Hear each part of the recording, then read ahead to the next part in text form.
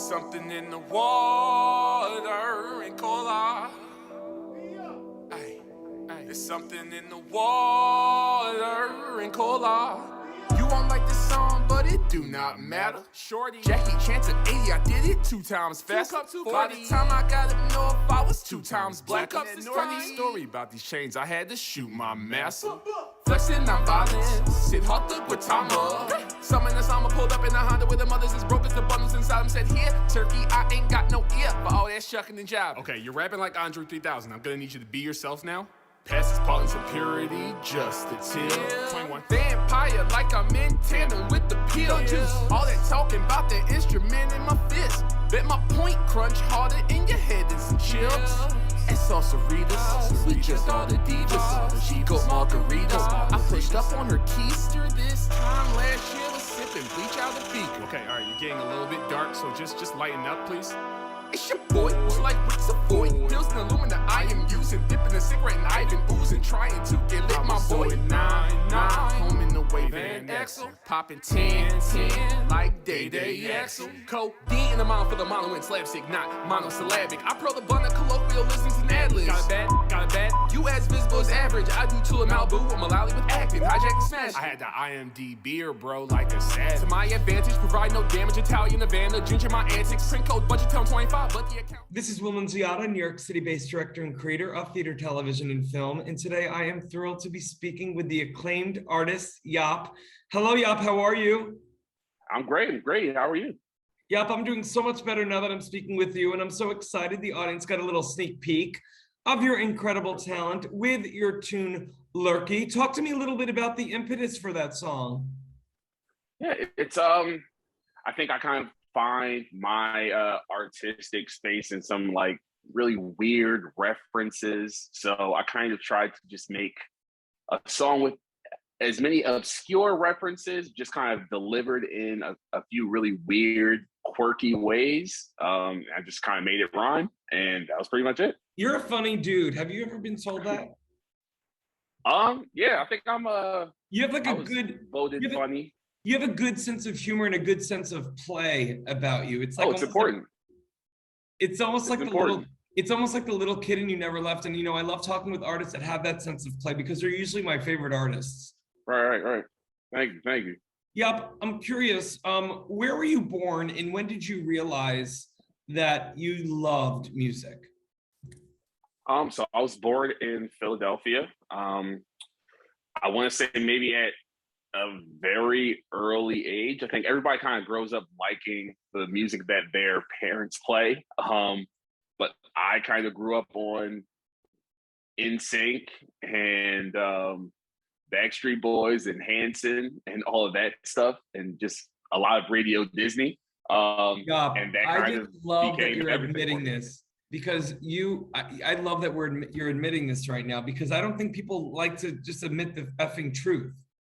Oh man, Radio Disney is like where I learned everything from. And they started playing Brian McKnight when Brian McKnight was like really, really popping. So it was like, it introduced me to like a lot of music that I probably should have already known. I have a twin brother, but I feel like I met my real twin in you. I mean, I love everything that you're talking about. And I know that people out there, whether they like to admit it or not, can relate to, definitely. You know, and I'm curious with that music though, what was it about hearing that where you were like, ooh, I love the way they do that, or ooh, I like that, but I want to do it my way? Was there anything already percolating within you?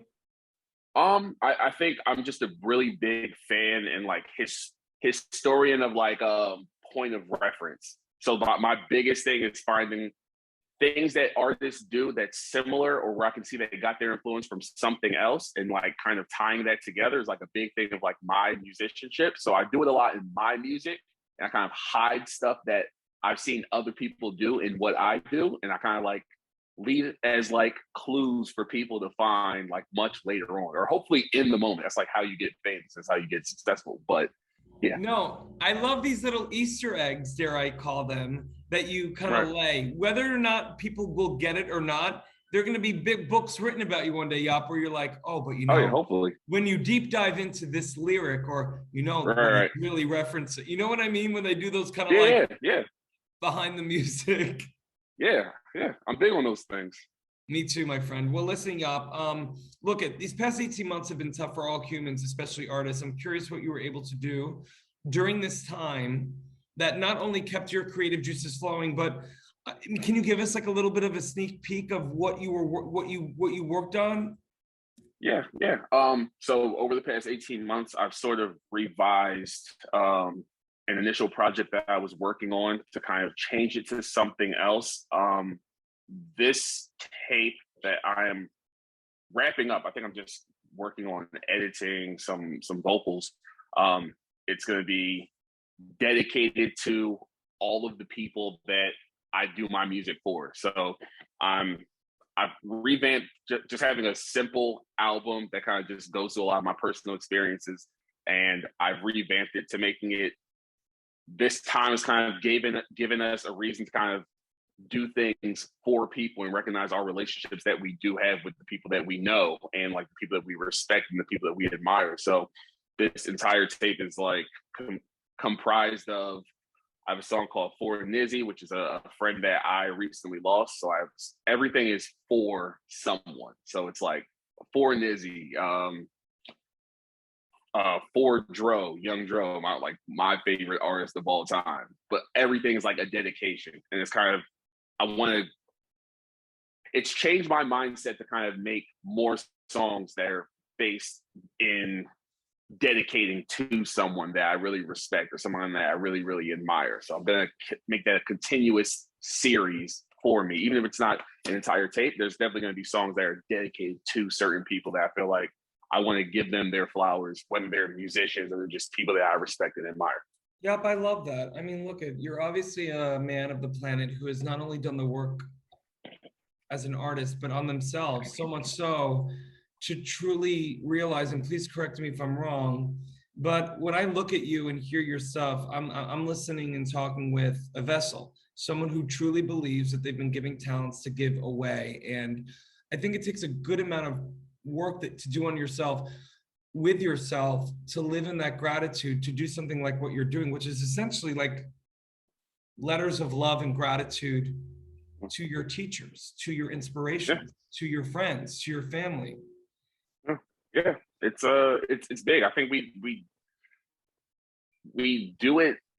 People do it kind of often. Like they let people know what they mean to them, but I think it takes I don't want to come off as I know what you're about actually to say. take someone with an artist's mind that can really, right. I knew you were going there. Yeah, I didn't want to come off like that. But yeah, I think like I want to use my most creative outlet, like the space where I feel like I'm at my most vulnerable. I want to use that as a place to kind of dedicate, hey, you did this. This was very important to me. You might not realize like the large effect that this had on me, either like growing up or just like learning how to deal with certain situations in my life. But like, this is for you for doing that. You don't even know what you did. I'm not gonna like list in the song, hey, that one time you go puff me some food or something like that. Like there's other things that I'm gonna list. I'm gonna make it rhyme and make it sound really cool. But like, yeah, just giving people their flowers, like everyday people, and just pretty much everybody that deserves their flowers in your life. It's important. Ooh, I love that. Everyone that deserves their flowers. Well, Yop, listen, I could speak with you forever. And before I ask my final question, I want to let everyone know for more on the incredible Yop, you can read more about him right below this video. Yop, you know, you seem like an optimistic dude. I'm curious to know what you're most optimistic about, not only as a human of the planet, but also as an artist, whether it be not only for your own artistry, but, you know, the arts in general.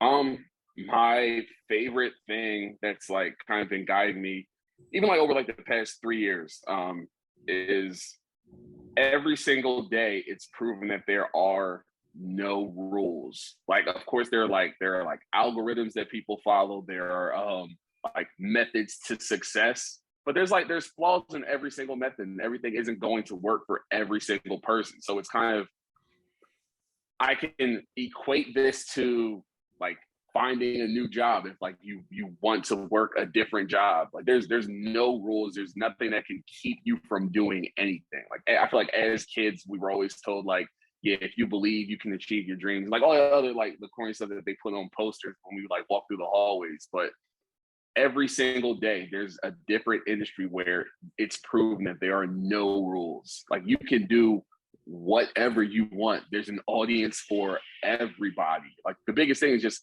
finding that audience and like connecting with them. But every single day it kind of it motivates me that there's no rules. You can do whatever you want. Well, Yup, what I just love kind of encourage people to do that.